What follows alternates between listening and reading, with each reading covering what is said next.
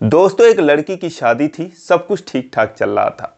बारात आ चुकी थी, शादी होने ही वाली थी कि तभी शादी होने से कुछ देर पहले ही एक वहां पर लड़का आ जाता है और वो आकर बारातियों के बीच में घुस जाता है। जोर जोर से चिल्लाने लगता है कि तुम लोग जिस लड़की के शादी के लिए बारात लेकर आए हो, उस लड़की का मैं बॉयफ्रेंड हूं। ऐसी ऐसी बातें बताने लगता है कि जिसका कोई हिसाब किताब नहीं। दोस्तों, सबकी आंखें शर्म से झुक जाती है। अब सबकी नज़र जो है दूल्हे पर थी, जो कि वहीं पर बैठा था। दोस्तों, वो भी अपनी नज़र किसी से मिला नहीं पा रहा था। अजीब सी असमंजस हो जाती है, हंगामा खड़ा हो जाता है। लेकिन दोस्तों, आखिर ऐसा क्यों होता है और फिर आगे क्या होता है, एक हैरान करने वाली कहानी। आइए जानते हैं पूरी कहानी इस वीडियो में। लेकिन वीडियो में आगे बढ़ने से पहले बस वही रिक्वेस्ट, वीडियो को लाइक कर दीजिए, चैनल को भी सब्सक्राइब कर लीजिए ताकि मेरा हौसला बढ़ता रहे। दोस्तों, ये कहानी है उत्तर प्रदेश के सुल्तानपुर जिले की। एक व्यक्ति जिनका नाम रविशंकर होता है, उनकी पत्नी के अलावा उनके घर में 3 बच्चे थे। बड़ी बेटी जिसका नाम अंजू होता है, जो कि ग्रेजुएशन की पढ़ाई कर रही थी। लेकिन जैसे जैसे बच्चे बड़े होते गए, अब रविशंकर के पास 1 एकड़ जमीन थी, जिसमें वो खेती बाड़ी और मेहनत मजदूरी करके अपने बाल बच्चों का पेट पालते थे। लेकिन जब बच्चे बड़े होते गए, खर्चा बढ़ता गया, तो फिर उनका इसमें गुजारा करना मुश्किल हो गया। फिर उन्होंने सोचा कि चलो एक आटे की चक्की लगा लेते हैं, धान कूटने वाली मशीन लगा लेते हैं, और जिससे जो है उनका जो इनकम है वो बढ़ जाएगी और परिवार का गुजर बसर हो जाएगा। इसीलिए जो रविशंकर थे दोस्तों, वो कहीं से 2 लाख रुपए लोन लेते हैं। लेकिन ये लोन जो है सरकारी बैंक से ना लेकर के एक प्राइवेट जो है संस्था से ले लेते हैं, और जिसका ब्याज उन्हें हर महीने 5% के हिसाब से भरना था। यानी कि 2 लाख रुपयों का हर महीने 10,000 ब्याज ही भरना था। फिलहाल वो पैसे ले लेते हैं, चक्की वगैरह खरीद लाते हैं, इंजन खरीद लाते हैं, सारा कुछ फिट करते हैं। लेकिन अब जो बिजनेस था, कोई भी बिजनेस खड़ा करोगे तो यूं अचानक से चल नहीं जाएगा। उसको दोस्तों चलने में कुछ टाइम लगता है। तो 2-4 महीने तक रविशंकर की कोई आमदनी नहीं हुई, और इधर जो है इन्होंने बात कर रखा था कि ब्याज के जो 10,000 रुपये हैं वो हर महीने में दे दिया करूँगा। फिलहाल जो लड़का था वो बार बार आता है, लेकिन अब उनके पास ब्याज के पैसे नहीं। बस यही बता देते हैं कि बस अभी दुकान खोली है, चलने दो यार, तुम्हारा पाई पाई चुका दूंगा। वो दोस्तों वहाँ से चला जाता है। लेकिन जब 4-5 महीने बीत गए और 40-50 हज़ार रुपये ब्याज के हो गए, तब फिर एक दिन वो आता है और तमाशा खड़ा कर देता है और जोर जोर से चिल्लाने लगता है, भाई तुमने जो है ब्याज के पैसे देने के बोले थे, मुझे पैसे चाहिए। अब जब तुम पैसा दोगे तभी ये चक्की चलाने दूंगा, वरना फिर सारा कुछ बंद करो। जब इतना हंगामा खड़ा कर देता है, उस लड़के का नाम विक्रम होता है, तो आसपास पड़ोस वाले आकर जुट जाते हैं। क्या बात है, अब सबके मुंह पर बस यही बात, अरे लोन लेकर जो है ये चक्की खोला है, हमें तो पता ही नहीं था, हम तो सोचे कि कमा कर रखा है। अब उनकी बदनामी होने लगती है। तभी जो उनकी बड़ी बेटी थी अंजू, वो घर में से बाहर आती है। आकर जो है वो विक्रम से बात करती है, कहती है कि इस तरीके से आप बदनाम कर रहे हो और आपका पाई पाई हम लोग चुका देंगे, देख ही रहे हो काम धाम चल नहीं रहा है, अभी कुछ ही लोग आते हैं, तो थोड़ा सब्र रखो, और इस तरीके से आप जो है हमारी इज्जत ले रहे हो। अब दोस्तों, जैसे वो अंजू को देखता है तो थोड़ा वो शांत हो जाता है और कहता है, ठीक है, तुम्हारे कहने से मैं चला जा रहा हूँ, लेकिन मुझे अगले महीने से ब्याज चाहिए। अब फिलहाल वो कहती है, ठीक है, हम दे देंगे, आप अभी हमारा प्लीज़ हमारी इज्जत जो है वो बख्श दो और यहाँ से चले जाओ। और दोस्तों वो चला जाता है।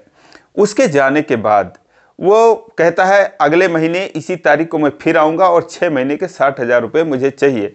अब उसके जाने के बाद फिर ये लोग अपने काम में लग जाते हैं। जैसे 10 दिन बीतता है तो फिर जो है विक्रम वो आ जाता है। अब जैसे वो आता है तो ये लोग घबरा जाते हैं। जो रविशंकर थे उनकी फैमिली की, फिर आकर अभी तमाशा खड़ा करेगा। फिलहाल जो अंजू थी वो घर में से बाहर आती है। अंजू को देखते हुए मुस्कुराता है और कहता है कि ऐसा है कि मैं ये मत सोचना कि पैसों के लिए आया हूँ, मुझे पता है अभी पैसे 20 दिन बाद लेने हैं। बस ये मैं कहने आया था कि हाँ 10 दिन बीत गए और पैसे 20 दिन बाद चाहिए, और तुम्हारा काम धाम कैसा चल रहा है ये भी देखने आया था। अब वो अंजू को अजीब निगाहों से देखता है, और अंजू भी जो है अब उसे ना चाहते हुए भी उससे बात करना पड़ता है, मुस्कुराना पड़ता है। फिलहाल वो बैठ जाती है, उसे चाय पिलाती है, पानी पिलाती है, और फिर उसके बाद वो कहती है कि देखो थोड़ी परेशानी है, हम आपके पैसे दे देंगे। वो कहता है, ठीक है, आप एक काम करो, फ़ोन नंबर दे दो और जब पैसे जो है होंगे और तब जो है मुझे फ़ोन करके बात कर लेना। तो उसका भी नंबर ले लेता है, अपना भी नंबर दे देता है और कहता है कि ऐसा है कि पापा मम्मी तो इतना समझेंगे नहीं, तुम पढ़ी लिखी हो तो तुमसे ही बात कर लिया करूँगा तो वो सही रहेगा। वो कहती है ठीक है। अब दोस्तों वो चला जाता है और उसके बाद फिर वो रात को फ़ोन कर देता है। कहता है कि ऐसा है कि मैं चाहूँ तो तुम्हारे सारे पैसे माफ़ कर सकता हूँ, लेकिन ये हमारा बिजनेस है और बिजनेस का वसूल है। एक कहावत है, घोड़ा घास से दोस्ती कर लेगा तो खाएगा क्या। और मेरे पास पैसों की कमी नहीं है, लेकिन हमारा जो वसूल है, जो नियम कायदा है, उसी के अनुसार हम चलते हैं। रही बात पैसों की, तो अगर तुम्हें कभी भी किसी चीज़ की ज़रूरत होगी, 2-4 हज़ार रुपये की ज़रूरत होगी तो मुझे बता देना।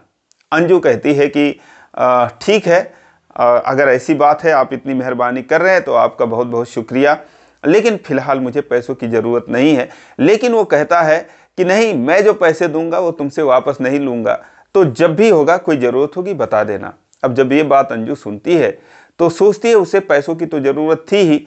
वो कहती है कि क्या आप जो पैसे देंगे फिर उसके लिए भी तगादा नहीं करेंगे। वो कहता है नहीं, मैं कह रहा हूँ कि मैं वापस ही नहीं लूँगा, बस तुम बताओ कितना चाहिए तुम्हें। अब वो डरते डरते कहती है कि बस मुझे 500 रुपये की ज़रूरत थी। वो कहता है बस 500 रुपये? अरे यार, उतना दूर आऊँगा तो कम से कम 1000, 2000, 4000 तो मांगो, 500 रुपये मैं देने आऊँगा। कहती है नहीं, मुझे सिर्फ 500 रुपये की ही ज़रूरत है। वो कहता है ठीक है, मैं तुम्हें 5000 रुपये कल ला कर दे देता हूँ। वो कहती है नहीं नहीं, मुझे 500 रुपये ही चाहिए। वो कहता है किस लिए चाहिए?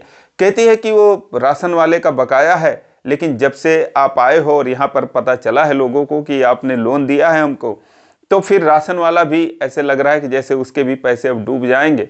तब से वो जो है रोज़ पैसे मांगता है, तो बस 500 रुपये हैं, अगर वो आप दे देते तो मैं उसको दे देती। वो कहता है ठीक है। अब दोस्तों अगले दिन वो आता है, सबसे पहले राशन वाले के पास जाता है, उसके 500 रुपये देता है और उसके बाद वो आता है, अंजू से मिलता है और धीरे से 5000 रुपये जो है वो अपनी मुट्ठी में मोड़ कर रखा था और अंजू को पकड़ा देता है। जब अंजू देखती है तो समझ जाती है पैसे तो ज़्यादा हैं, लेकिन अब घर वालों से उसने बताया नहीं था कि उसने पैसे मांगी है। अब वो लोग देखते तो बोलते या फिर कुछ और ही उसमें होता, तो इसीलिए वो पैसे चुपचाप रख लेती है और घर में चली जाती है। घर में जाने के बाद इधर से ये जो है वो चला जाता है, लेकिन जाते ही वो फ़ोन कर देता है कि वो राशन वाले के पैसे हमने दे दिए हैं, उसको पैसे मत देना। वो कहती है कि ऐसा करने की क्या ज़रूरत थी, आपने पैसे क्यों दे दिए? कहता है क्यों, हम तुम्हारे नहीं लगते क्या कुछ? अब इतना सुनते ही अंजू सोचती है कि चलो ठीक है, अगर ये इस तरीके से बात कर रहा है तो इससे इस तरीके से अगर मैं भी बात कर लूँ तो क्या पता जो है थोड़ी बहुत पैसों में राहत मिल जाए, क्या पता ये ब्याज ही माफ़ कर दे। तो वो कहती है कि अब जब बताओगे तभी तो पता चलेगा कि आप हमारे क्या लगते हो। फिलहाल आज पहली बार लगा है कि हाँ, कोई तो है हमारा ख्याल रखने वाला, क्योंकि ऐसे इतने पैसे आपने दे रखे हैं, ऊपर से फिर आपने इतने पैसे दे दिए। इतने पैसों की मुझे ज़रूरत थी नहीं। वो कहता है रख लो यार, और मेरे पास पैसों की थोड़ी कमी है, मेरे अपने पर्सनल पैसे हैं, वो जो बिजनेस का पैसा वो अलग पैसा है। तो इस तरीके से जो है वो बातें करने लगता है। लेकिन जब फिर धीरे धीरे समय बीत जाता है, 2-4 दिन और वो बात करता है, जब वो तारीख आने वाली थी जिस दिन उसे आकर 60,000 रुपये लेने थे, तो उसे एक दिन पहले रात को वो जो है फ़ोन करता है। जैसे फ़ोन जो है, अब उनके घर में एक ही फ़ोन था जो कि रविशंकर की पत्नी अक्सर लिए रहती थी। तो जब वो फ़ोन देखती है लोन वाले का, उनका दिल धड़क जाता है क्योंकि उन्हें पता था कि अगले दिन वो आएगा, हंगामा करेगा। तो वो जो है अंजू को फ़ोन दे देती है कि ये ले लोन वाले का फ़ोन है और कल पैसे की देनदारी है, कहाँ से पैसे उसको दिए जाएंगे, ले ज़रा उससे बात कर क्या कह रहा है। फिर वो बात करती है। अब दोस्तों उधर से जो विक्रम था वो कहता है कि ऐसा है कि मैंने फ़ोन इसलिए किया था कि मुझे पता है तुम्हारे पास पैसों का इंतज़ाम तो हुआ नहीं होगा, तो इसीलिए टेंशन मत लेना और कुछ दिन का और टाइम ले लो। मैं नहीं चाहता कि आज रात भर यही सोचकर तुम लोगों को नींद ना आए कि कल मैं पैसे लेने आ जाऊंगा, इसीलिए मैंने फ़ोन किया था। अब अंजू दोस्तों जब सुनती है कहती है कि तुम्हारा बहुत बहुत शुक्रिया आपका, और टेंशन तो था ही, सारा दिन हम लोग इसी में सोच रहे थे। और उसके बाद दोस्तों वो जो है खूब जो है अंजू से बातें करने लगता है, प्यार भरी बातें करता है। अब अंजू की भी मजबूरी थी कि जो वो बात करे उसका ये हाँ में जवाब देती थी, उसके हाँ में हाँ मिलाती रहती थी, क्योंकि उसे पता था कि यही जो है अगर इस तरीके से बात करूंगी तो शायद जो है ये कुछ रहम बरतेगा हमारे ऊपर।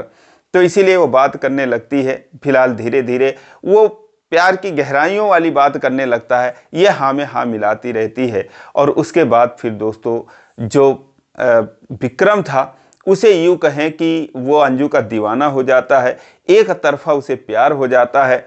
और वो सोचता है कि चलो अच्छा हुआ, कम से कम एक पढ़ी लिखी लड़की, सुंदर सी लड़की जो है उसे कम से कम मैंने तो अपने प्रेम जाल में फंसाया है। अब उसके बाद दोस्तों फिर जो है अगले दिन वो आया ही नहीं और उसने अपने माँ बाप को बता दिया कि हाँ मैंने बात कर ली है। अब वो 1 महीने का और टाइम दे दिया है। अब इस तरीके से दोस्तों जो है विक्रम अंजू से बार बार बातें करने लगा फोन पर और खूब बातें करता था। अंजू भी उसके हाँ में हाँ मिलाती थी। धीरे धीरे 1 साल बीत गया, ना उसने कभी पैसे लिए और ना इन लोगों ने कभी पैसे दिया। हालांकि जो चक्की का काम था वो चलने लगा, कस्टमर आने लगे और रविशंकर की अच्छी खासी कमाई होने लगी। लेकिन कभी विक्रम ने जो है पैसों के लिए फोर्स नहीं किया और इनकी भी नीयत नहीं हुई कि अगर वो पैसे मांग नहीं रहा है, फोर्स नहीं कर रहा है, तो फिर जो है उसके पैसे दे देने चाहिए। उन्होंने 1 पैसे नहीं दिया। अंजू कहती थी कि उसके पैसे दे दो, लेकिन वो लोग कहते थे तुझे बड़ी चिंता है, जब वो मांग नहीं रहा है तो फिर पैसे क्या देना, और जब होगा, जब ज़्यादा पैसे होंगे तब दे देंगे, हम कौन सा यहाँ से भाग जा रहे हैं अपनी चक्की लेकर। अब दोस्तों इस तरीके से उन्होंने ना तो उसको पैसे दिए, ऊपर से विक्रम जो है जबरदस्ती अंजू के लिए कभी कुछ ले आता, कभी कुछ ले आता, कभी 1000 रुपये दे देता, कभी 2000 रुपये दे देता, क्योंकि उसे तो अंजू से प्यार हो चुका था। अक्सर वो उससे मिलने आ जाता था, लेकिन पैसों की कभी जिक्र नहीं करता था। धीरे धीरे 4-6 महीने और बीत गए, 1.5 साल बीत गए। जब 1.5 साल बीत गए उसने एक भी पैसे नहीं मांगे। कायदे से जो ब्याज के ही पैसे करीब 1 लाख 1.5 लाख रुपए हो गए। लेकिन एक दिन वो अचानक से जो है अंजू को फ़ोन करता है और कहता है कि ऐसा है कि मैं जो है उसी पैसों को लेकर कुछ परेशान हूँ, लेकिन तुम टेंशन मत लो, क्योंकि अब जो है तुम मेरी ज़िंदगी हो और तुम मुझसे प्यार करती हो, मैं भी तुमसे प्यार करता हूँ, तो फिर ये मैनेज कर लूँगा। लेकिन अगर मैं कुछ दिन नहीं आया तो तुम टेंशन मत लेना, क्योंकि मैं कहीं जा रहा हूँ। अंजू कहती है कहाँ जा रहे हो, और कहता है कि बस कहीं जा रहा हूँ, हो सकता है तुमसे बात भी ना कर पाऊँ। अंजू भी उसके हाँ में हाँ मिलाती, कहती नहीं ऐसा नहीं हो सकता, अगर आप बात नहीं करोगे तो मुझे अच्छा नहीं लगेगा, मैं कैसे रहूँगी। जो है अपना जितना सारा कला उसके अंदर था वो उसको दिखा देती है, बातों बातों में उसको जो है पिघला देती है। इतना बात कर लेती है कि वो रोने लगता है।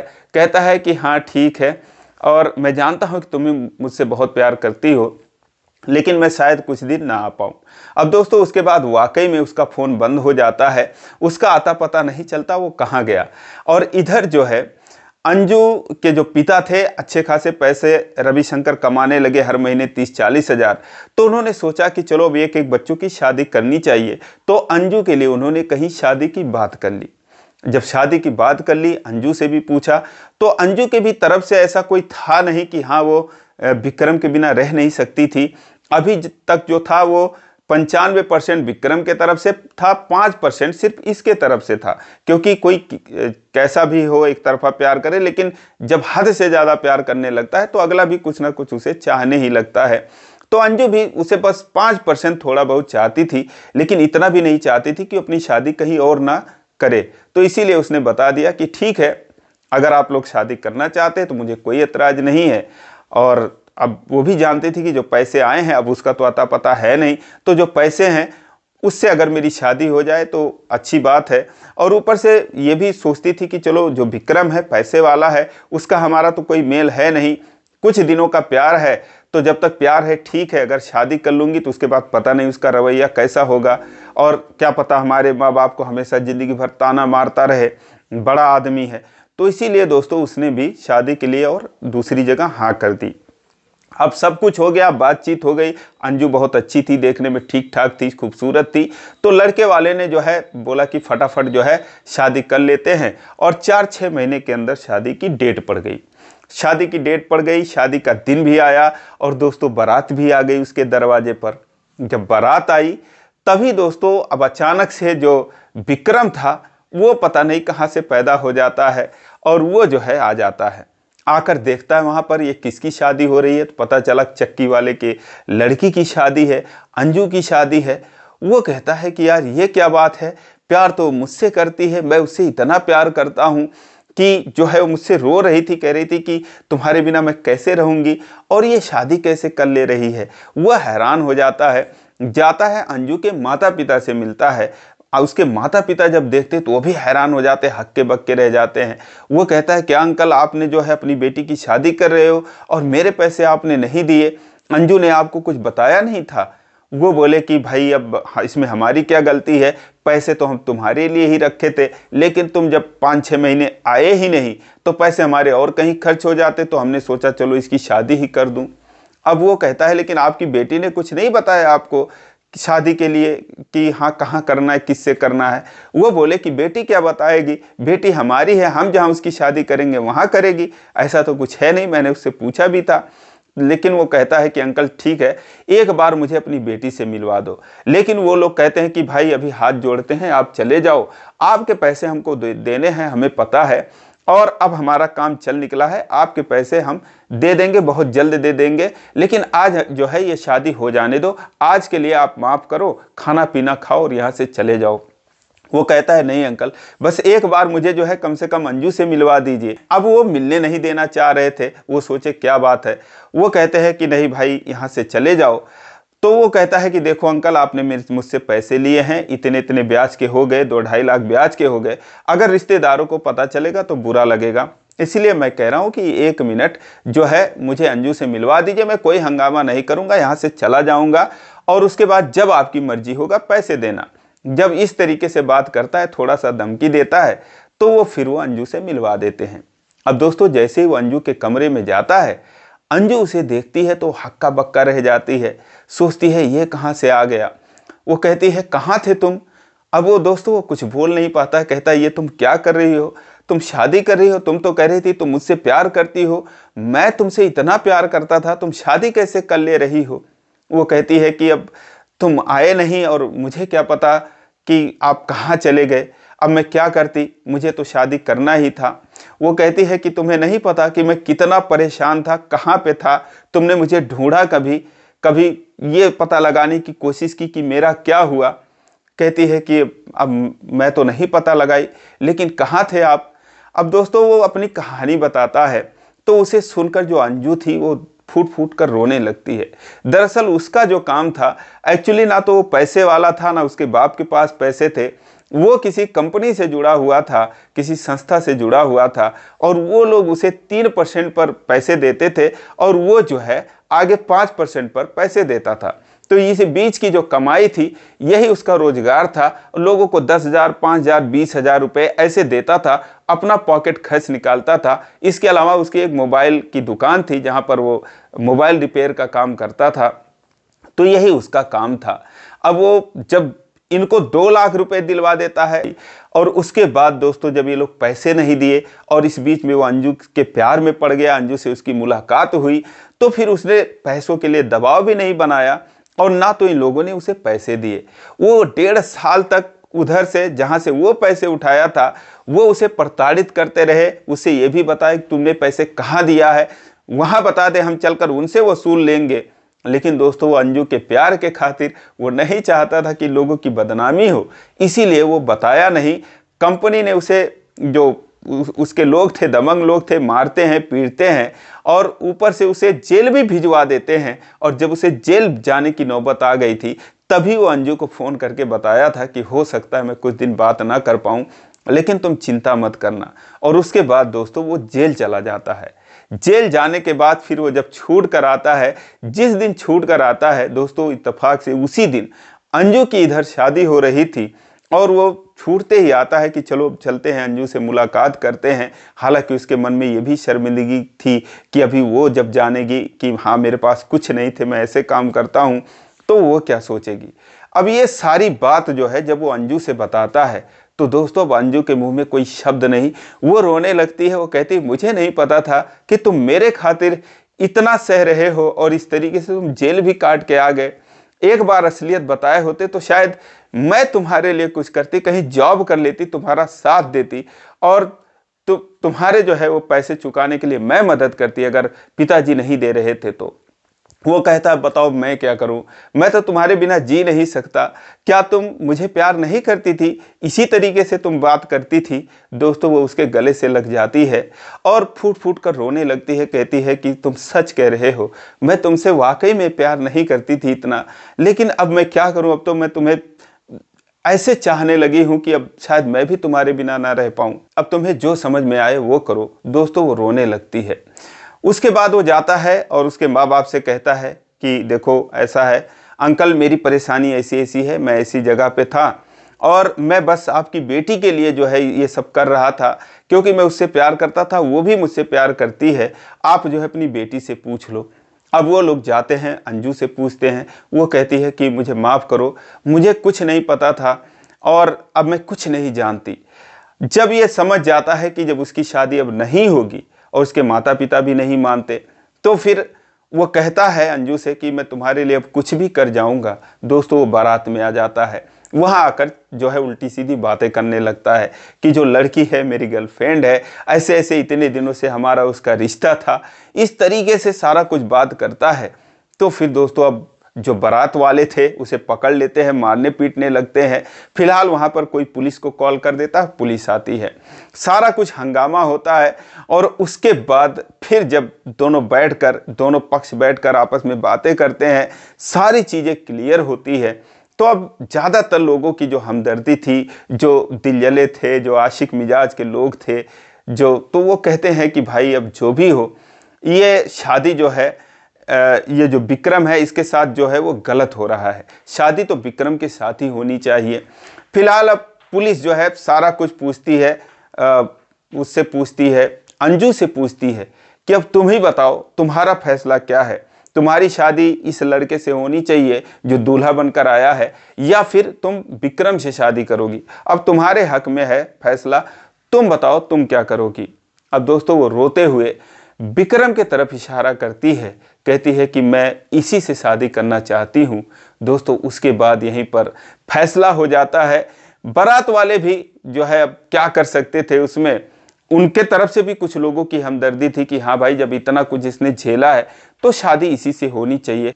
और दोस्तों वाकई में ये अभी हाल फिलहाल मार्च 2025 की बात है, विक्रम और अंजू की शादी होती है और आज ये दोनों बहुत ही शानदार तरीके से रह रहे हैं। दोस्तों अपनी मोबाइल की दुकान चलाता है और वो भी जो है उसका हेल्प करती है। ये दोनों पति पत्नी जो पैसे लिए थे वो पैसे चुकाने का प्रयास कर रहे हैं। दोस्तों हम दुआ करते हैं कि बहुत जल्द से वो इस ब्याज से मुक्त हो जाएं और अपने जीवन में ऐसे हमेशा ही खुश रहें। दोस्तों आपकी इस पर क्या राय है कमेंट करके ज़रूर बताएं और इसी प्रकार की कहानियों के लिए इस चैनल को सब्सक्राइब करें। वीडियो को अभी तक लाइक नहीं किए हैं तो लाइक कर दीजिए। फिर मिलेंगे अगले वीडियो में, तब तक के लिए जय हिंद।